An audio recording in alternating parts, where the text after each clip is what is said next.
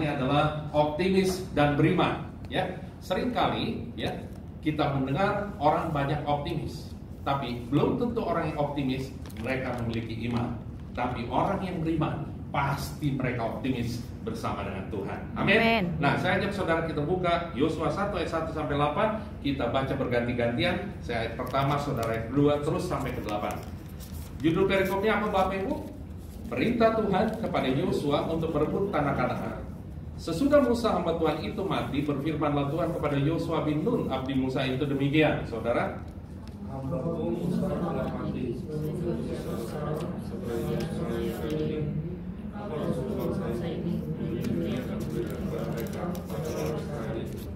setiap tempat yang akan diinjak oleh telapak kakimu, kuberikan kepada kamu seperti yang telah kujanjikan kepada Musa.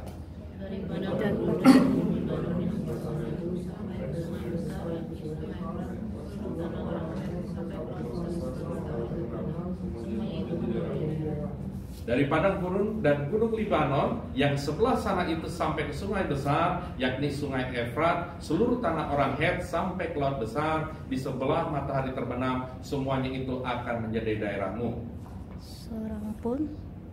Seorang pun tidak akan dapat bertahan menghadapi semua. Seperti aku menyertai Musa, demikian aku akan menyertai engkau. Aku tidak akan membiarkan engkau dan tidak akan meninggalkan engkau. Kuatkan dan teguhkanlah hatimu, sebab engkaulah yang akan memimpin bangsa ini memiliki negeri yang kujanjikan dengan bersumpah kepada nenek moyang mereka untuk diberikan kepada mereka. Hanya kuatkan dan teguhkanlah hatimu dengan sungguh-sungguh. Bertindaklah berhati-hati sesuai dengan seluruh hukum yang diperintahkan kepadamu oleh hamba Musa. Jangan menyimpang kanan kiri dimanapun kau pergi. Janganlah engkau lupa memperkatakan kitab Taurat ini, tapi renungkanlah itu siang dan malam, supaya engkau bertindak hati-hati sesuai dengan segala yang tertulis di dalamnya, sebab dengan demikian perjalananmu akan berhasil dan engkau akan beruntung. Nah, ini adalah satu kisah di mana Tuhan menyuruh Yosua. Bapak Ibu ada yang tahu Yosua itu siapa? Tadi di ayat pertama disebutkan apa? Yosua adalah abdi Musa. Seorang abdi jabatannya tinggi kan? Iya. Abdi itu seperti kalau sekarang asisten, ya. Di rumah tangga kita juga lihat ada asisten rumah tangga, keren ya. Jabatannya ada kata asisten. Di perusahaan ada manajer, ada asisten manajer. Ada asisten direktur, ada asisten apa? Associate director. Dan begitu seperti itu. Nah, posisi asisten itu lebih besar kan daripada tuannya? Tidak. Tapi Tuhan memilih Yosua untuk memimpin bangsa Israel menuju tanah Kanaan. Kenapa? Karena Tuhan melihat Yosua orang yang sudah dipersiapkan oleh Tuhan, di mana Tuhan sendiri memimpin Musa untuk berjalan seturut kehendak Dia, sehingga Yosua juga mengikuti apa yang diperintahkan Tuhan kepada Musa. Tetapi sayangnya adalah Musa tidak bisa masuk ke tanah Kanaan. Kenapa? Karena dia melanggar satu perintah Tuhan, yaitu disuruh Tuhan untuk sebut bicara keluar air, ya. Karena waktu itu bangsa Israel minta air, tetapi karena kesal Musa, akhirnya bukan bicara doang, tapi dia pukul pakai tongkat. Bagi Tuhan itu melanggar kekudusan, sehingga Tuhan bilang kepada Musa, kamu tidak akan bisa masuk ke tanah Kanaan. Yang akan memimpin bangsa Israel menuju tanah Kanaan adalah Yosua. Nah, saudara bisa bayangkan Yosua itu seorang ahli, jabatan tidak tinggi, tetapi yang Tuhan lihat adalah hari-hari ini bukan lihat posisimu, bukan lihat jabatanmu, bukan lihat kekayaanmu. Yang Tuhan lihat hari-hari ini, apakah engkau memiliki roh yang sungguh-sungguh pada Tuhan. Amin. Kalau kita hari-hari ini memiliki roh yang sungguh-sungguh pada Tuhan, apapun tantangan yang kita hadapi sepanjang tahun 2019 ini, kita tidak akan takut dan gentar. Karena kenapa? Karena roh dalam kita lebih besar daripada roh yang ada di muka bumi ini. Persoalannya adalah apakah kita punya iman yang sungguh-sungguh pada Tuhan. Itu persoalan hari-hari ini. Sehingga banyak orang sekarang ketakutan, Bapak Ibu. Karena kenapa? Karena sekarang kalau kita perhatikan banyak hoax di mana-mana, ya kan? Bukan hanya itu, ketakutan disebar di mana-mana. Dan bukan hanya soal hoax, tapi juga keadaan di alam semesta juga lagi bergoncang. Ada tsunami, tiba-tiba ada gempa bumi, tiba-tiba ada gunung meletus, sehingga orang menjadi takut. Tetapi firman Tuhan katakan, walau 1000 rebah di sisimu, kau tetaplah Allah penolongku.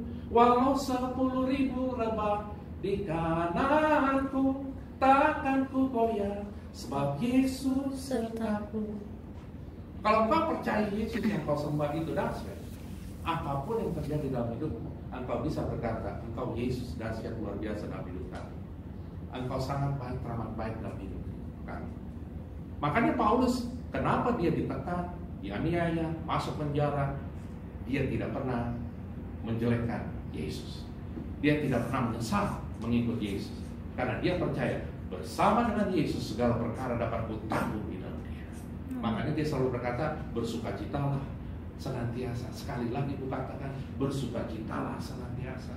Dia berkata itu bukan di dalam posisi lagi menikmati liburan atau lagi tamasya, bukan, tapi di dalam penjara. Dan itu yang hari-hari ini Tuhan mau, supaya kita memiliki iman yang tangguh di dalam Tuhan. Kalau cukup optimis doang tapi tidak memiliki iman yang tangguh dalam Tuhan, masih belum sempurna. Tapi kalau kita disertai dengan iman kepada Yesus, optimis itu disertai dengan iman, itu dahsyat dampaknya. Nah, pertanyaan saya adalah, bagaimana ciri-ciri apa yang orang miliki kalau dia itu optimis dan beriman? Ciri pertama orang yang optimis dan beriman itu ada di ayat ketiga. Waktu Tuhan berkata, setiap tempat yang akan diinjak oleh telapak kakimu, kuberikan kepada kamu seperti yang telah kujanjikan kepada Musa. Waktu Tuhan perintahkan Yosua, kamu pimpin bangsa Israel menuju tanah Kanaan, itu bukan perintah yang gak mudah, saudara. Itu perintah yang susah. Karena kenapa? Ini memimpin bangsa yang jutaan orang, ya, menuju ke tanah Kanaan. Dan bangsa ini adalah Tegar Tengkuk. Tahu yang Tegar Tengkuk? Maunya enaknya doang. Tapi pada saat susah, mereka selalu berpikir enakan waktu kami di di Mesir. Kenapa di Mesir? Karena mereka menerima makanan, ada tempat tinggal. Tetapi saya diperbudak oleh orang Mesir. Makanya banyak orang Kristen hari-hari ini diperbudak oleh iblis. Karena kenapa? Karena mereka lebih senang, udahlah, ngapain ikutin firman Tuhan? Toh juga nggak sungguh-sungguh sama Tuhan, saya bisa banyak duit. Dengan cara apa? Korupsi. Dan juga, ngapain saya sungguh-sungguh mengikuti Tuhan? Toh juga hidup saya masih enak-enak aja. Tetapi ingat, apa yang ditabur akan dituai. Kalau kita tabur dengan firman Tuhan, kita tabur dengan hati kita yang menyenangkan Tuhan, kita akan menuai dahsyat di kemudian hari. Amin. Makanya banyak orang, dia menabur dengan cara yang salah. Seolah-olah hari ini aku hidup diberkati, aku menikmati banyak hal, tetapi endingnya ada jalan yang disangka lurus, tetapi ujungnya menuju maut. Hati-hati, banyak sekarang orang yang berusaha menarik orang percaya kepada Tuhan untuk tidak lagi mengandalkan Tuhan. Yeremia 17 ayat 5 dikatakan, terkutuklah orang yang mengandalkan manusia, yang mengandalkan kekuatannya sendiri. Tetapi di ayat 7 dikatakan, diberkatilah orang yang mengandalkan Tuhan, yang menaruh harapannya kepadanya. Nah, setiap tempat yang akan diinjak oleh telapak kakimu, kuberikan kepada kamu. Saya mau nanya sama Bapak Ibu, apakah tempatnya sudah dikasih? Waktu Tuhan berjanji, Yosua, setiap tempat yang akan kamu injak akan kuberikan kepadamu. Pertanyaannya, tempatnya sudah dikasih nggak? Belum. Kenapa? Karena memang belum dia lalui tempat itu. Tetapi dengan iman percaya kepada Tuhan, dia yakin kalau Tuhan sudah berjanji, setiap tempat yang aku berinjak di tanah kanan itu akan diberikan kepadaku. Yes. Dan Yosua lakukan. Jadi ciri pertama orang yang optimis dan beriman adalah berani melangkah bersama dengan Tuhan. Jangan engkau menganggap jabatanmu, hartamu itu bisa membuat engkau hidup tenang. Belum tentu. Yang pasti hidup tenang kalau kita berjalan seturut dengan Tuhan, seturut dengan firman Tuhan, berjalan bersama dengan Tuhan. Pasti tidak akan pernah menyesal. Karena kenapa? Karena menyertakan Tuhan dalam hidup kita. Tadi saya sudah katakan, diberkatilah orang yang mengandalkan manusia, yang menaruh harapannya kepadanya. Yosua mengandalkan Tuhan, makanya hidupnya diberkati Tuhan. Dan Tuhan pakai terus naik dan tidak pernah turun. Orang yang sungguh-sungguh sama Tuhan, orang yang mengandalkan Tuhan, hidupnya akan terus naik dan tidak pernah turun.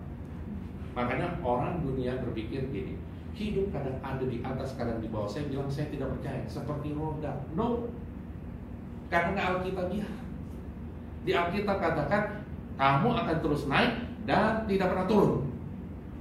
Mungkin Anda berpikir gitu, bisa kan kadang-kadang lemah. Yes, roh kita kadang-kadang lemah, benar. Makanya waktu naik kita turunnya begini, bukan begini. Waktu naik turunnya begini. Nah itu lain, itu tergeletak. Kamu akan jatuh tapi tidak tergeletak, firman Tuhan katakan. Artinya kamu akan terus lagi naik. Jadi waktu naik segini, turun dikit, naiknya lebih lagi daripada yang terdahulu. Terus naik. Itu yang Tuhan janjikan. Jadi Tuhan tidak berjanji cuma seperti hari-hari ini, janji tinggal janji. Makanya banyak orang termakan berita bohong atau hoax karena dengar janji-janji, gitu kan? Belum tentu terrealisasi. Nah, jadi kita harus berani melangkah bersama dengan Tuhan. Sehingga tantangan yang di depan di tanah Kanaan itu bukan tantangan yang mudah, Bapak Ibu. Karena kenapa? Sebelum mereka masuk tanah Kanaan, mereka harus seberangi dulu Sungai Yordan. Apa yang dialami oleh Musa waktu Musa melewati Laut Teberau, itu juga terjadi kepada Yosua. Melewati Sungai Yordan, tersibak semua air. Mereka di tanah itu. Baru melewati Sungai Yordan, the start of war, ya, peperangan rohani yang pertama adalah bukan hanya rohani, peperangan fisik itu setelah mereka masuk ke tanah Kanaan. Kenapa? Karena mereka akan menghadapi banyak orang Kanaan di sana, orang Peris, Yebus, Hewi, macam-macam itu ada. Ada orang enak yang badannya tinggi, yang dimana orang Israel sempat takut karena kenapa? Mendengar 10 orang pengintai bilang kita tidak akan mampu menghadapi mereka, tetapi hanya 2 orang, Yosua, Kaleb, mereka yang berkata, apapun yang terjadi, kalau kita percayakan pada Tuhan, Tuhan akan bela kami. Lihat, Yosua, Kaleb doang yang bisa masuk tanah Kanaan, dan orang-orang yang berumur 20 tahun ke bawah.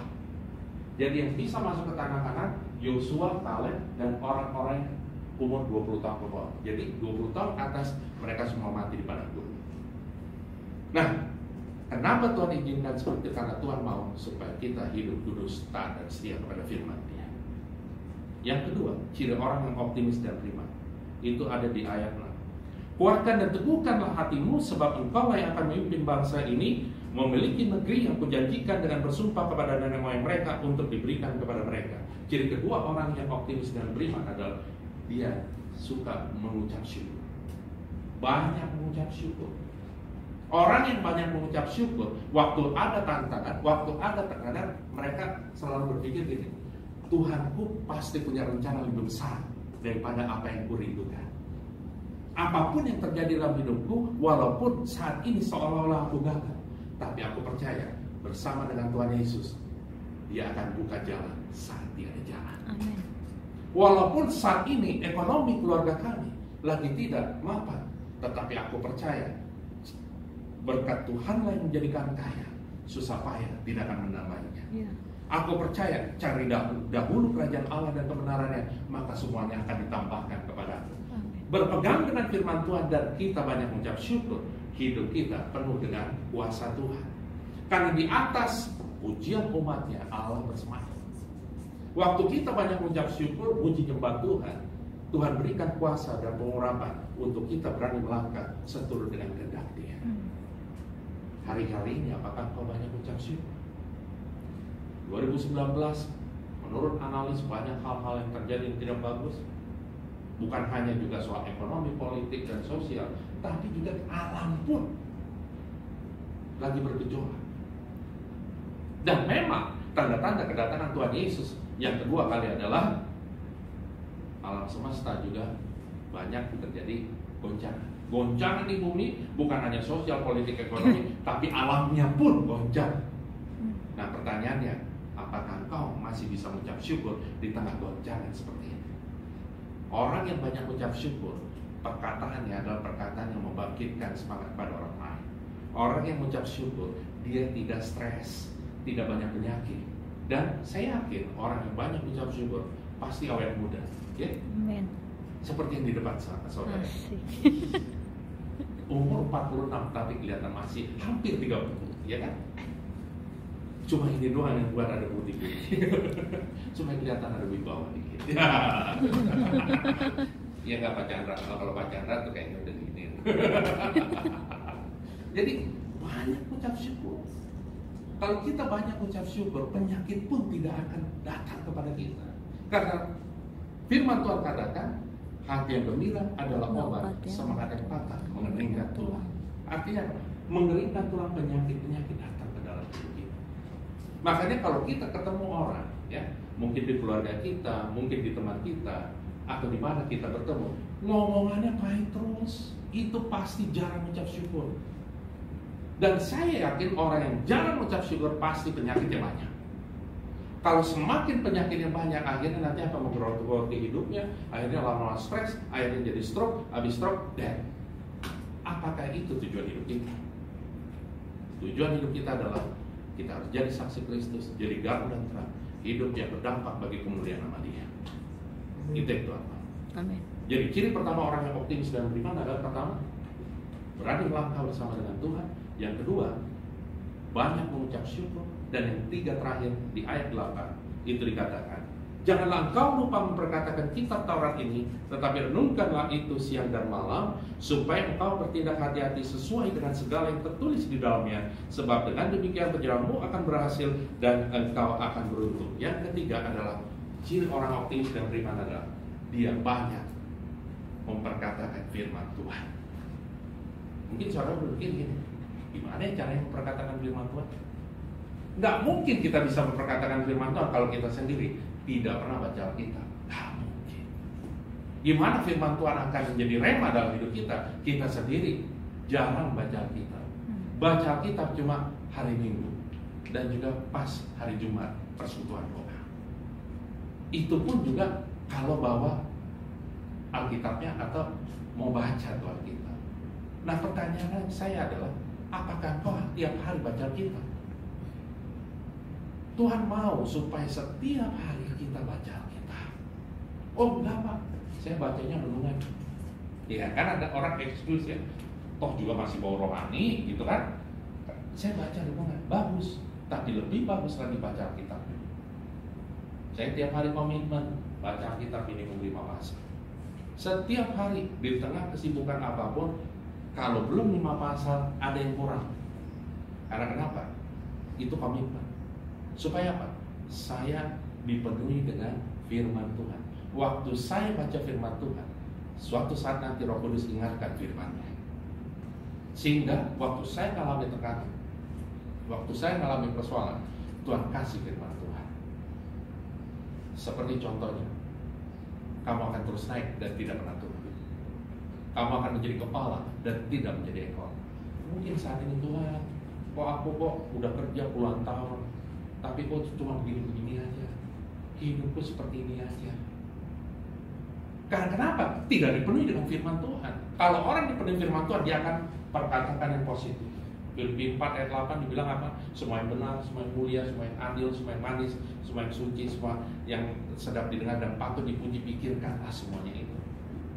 Orang yang berpikir yang baik, yang dahsyat, Tuhan Yesus baik, luar biasa. Si iblis gak bisa mendakwa kita, saudara. Karena kenapa? Karena dia banyak ucap syukur. Orang yang banyak ucap syukur, dari mulutnya ada kuasa keluar. Roma 10 ayat 8 katakan, firman itu dekat padamu, yaitu di dalam mulutmu dan di dalam hatimu. Itulah firman iman. Jadi waktu kau berkata ada kuasa di dalam. Jadi jangan banyak mengutuk saudara, dan tidak boleh mengutuk. Kalau bisa kau lepaskan berkat shalom kepada setiap orang. Waktu kau lepaskan shalom kepada setiap orang, shalom itu juga lepas kepada saudara dan masuk dalam hidup saudara. Jadi perkatakan firman Tuhan, banyak baca firman Tuhan. Sebelum kita perkatakan firman Tuhan, harus dahulu membaca Alkitab setiap hari. Karena firman pelita bagi kakiku, terang bagi jalanku. Firman Tuhan itulah terang bagi kaki kita dan terang bagi jalan kita. Kalau kita nggak baca firman Tuhan, sayang Bapak Ibu, sayang, benar. Karena kenapa? Menjelang kedatangan Tuhan Yesus yang kedua kali, kita mau mengharapkan rapture, tahu rapture ya? Pengangkatan. Bisa nggak orang yang nggak baca firman Tuhan, nggak setia membaca Alkitab, diangkat Tuhan? Saya cuma mau nanya aja gitu. Sharingnya cuma gitu aja, simple. Jarang baca Alkitab, terus mengharapkan rapture. Tahu ya rapture? Diangkat, menghindari masa 7 tahun, masa antikris. Bagi saya, secara normal aja ya, kan kita harus kudus, ya, hidup kudus, taat dan setia pada firman Tuhan. Tapi kita sendiri nggak baca Alkitab, bagi saya nggak mungkin. Yang benar adalah kita baca firman Tuhan, lakukan firman Tuhan, dan menjadi berkat bagi orang lain. Melalui hidup kita memuliakan Tuhan, dan nama Yesus dimuliakan dan tinggikan. Itu yang Tuhan mau. Jadi garam dan terang untuk kemuliaan nama Tuhan Yesus. Jadi kita semua harus menjadi orang yang optimis dan beriman. Yang pertama yang Tuhan mau adalah kita harus berani melangkah bersama dengan Tuhan. Yang kedua, banyak mengucap syukur. Dan yang terakhir, jangan lupa perkatakan firman Tuhan. Dengan cara apa? Kita renungkan firman Tuhan setiap hari. Dan kita percaya melalui firman Tuhan ada kuasa dalam kehidupan kita yang Tuhan akan nyatakan. Biarlah firman Tuhan hari ini menjadi kuatan rema bagi saudara sekalian. Saya undang saudara kita bangkit berdiri.